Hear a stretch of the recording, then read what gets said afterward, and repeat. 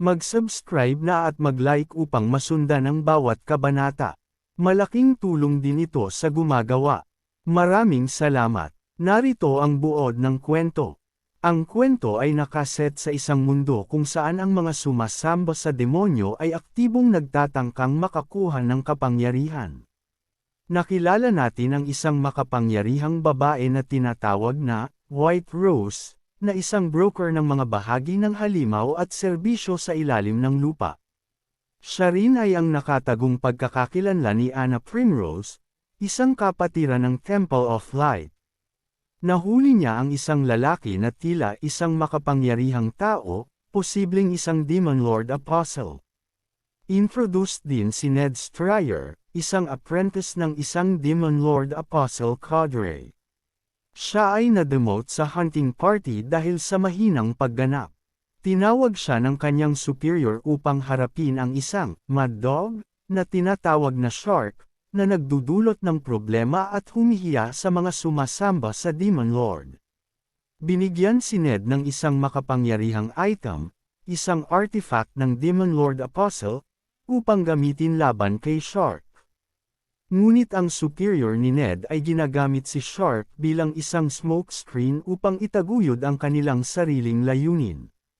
Plano nilang samantalahin ang atensyon ng Night Brotherhood kay Shark upang nakawin ang isang makapangyarihang item sa isang raid.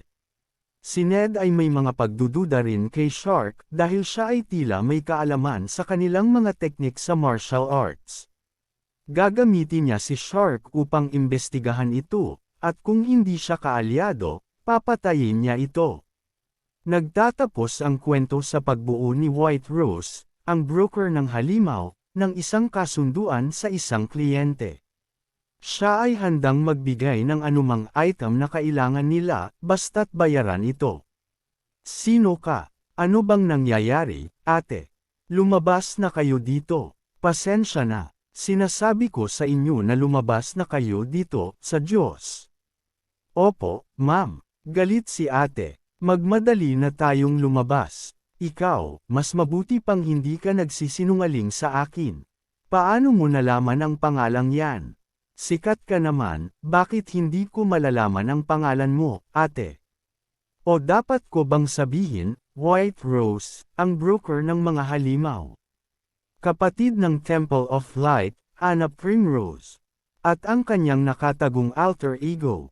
White Rose, isang pinuno ng ilalim ng lupa na nagpapadali sa mga iligal na kalakalan na kinasasangkutan ng mga katawan ng halimaw, kagamitan, at iba pang serbisyo.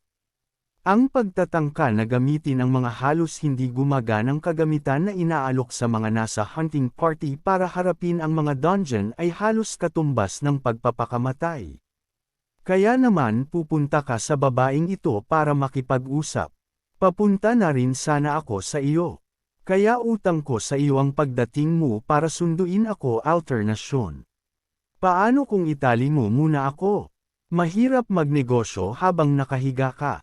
Tingnan natin kung paano tayo parehong makikinabang dito. Iya, hiya, sir, pakisuyong kumalma. Kailangan mong magpahinga para. Ang bobong tanong na yan. Hindi ka man lang karapat-dapat malaman. Putsya, paano ka ng ahas? Paano ka ng ahas?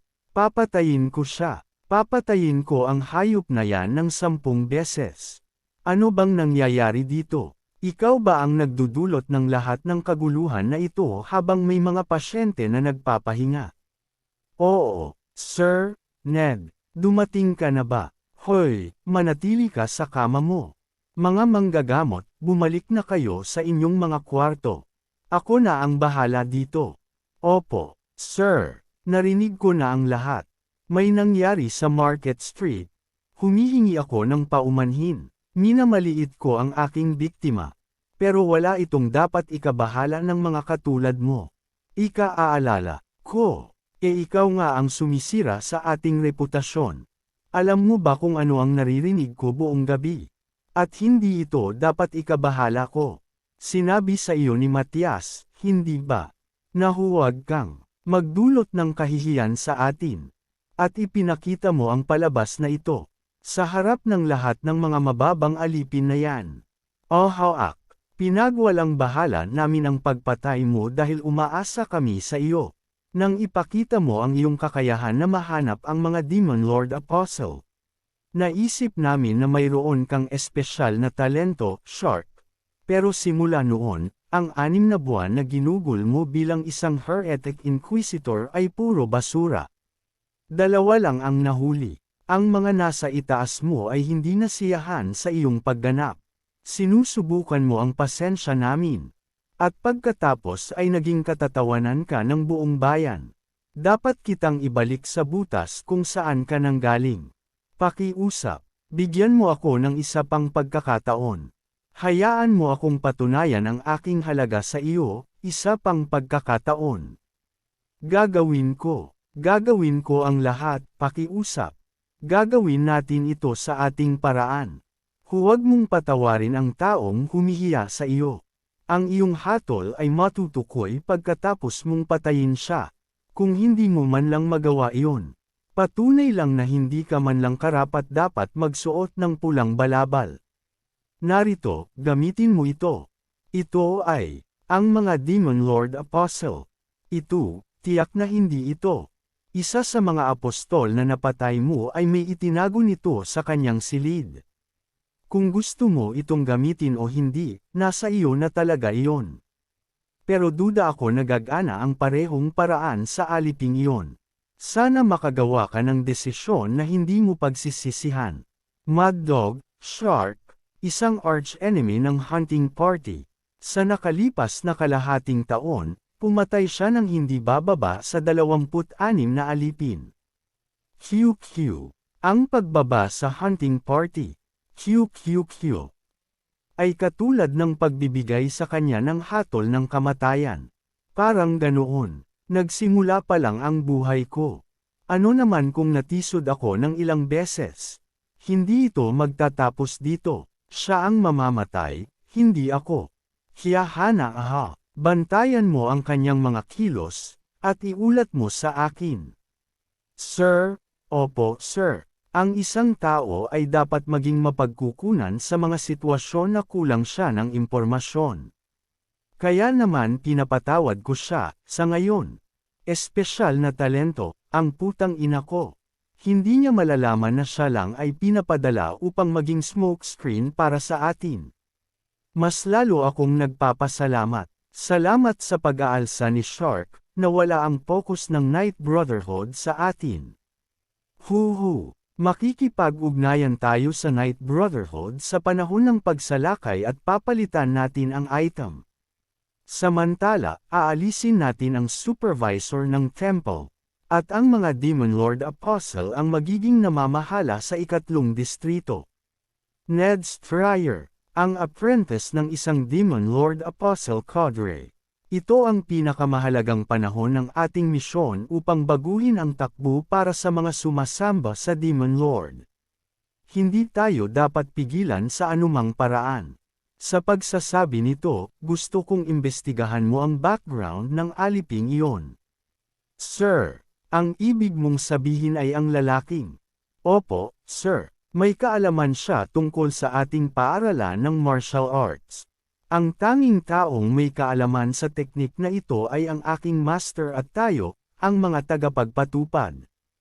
Ipinadala ba siya ng master dito bilang isang ahente? Kung gayon, bakit hindi niya ginamit ang tradisyonal na ruta ng pagdaan? Kainahinala. Isang mali at maaaring hindi sinasadyang patayin ko ang isang mahalagang kaalyado, na maglalagay sa akin sa malaking problema. Gagamitin ko si Sharp para tulungan akong imbestigahan ang kanyang kalikasan. At kung hindi siya para sa ating layunin, papatayin ko siya sa aking sarili. Ha! Hindi patas ito. Nagtataka ako kung anong uri ng baliw ang lalaking ito. Pero ito ay isang ibang antas na. Ano sa tingin mo? Gusto mo ba ang nakikita mo? Pasensya na. L, gusto mo ba ang nakikita ko? Tingnan natin. Alok.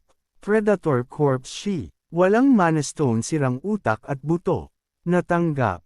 Supreme Divine Enchantment X5 Miracle Bead Necklace, Heel Variant. Salamander Stone Shea Silver Ointment Set, rented. Natanggap.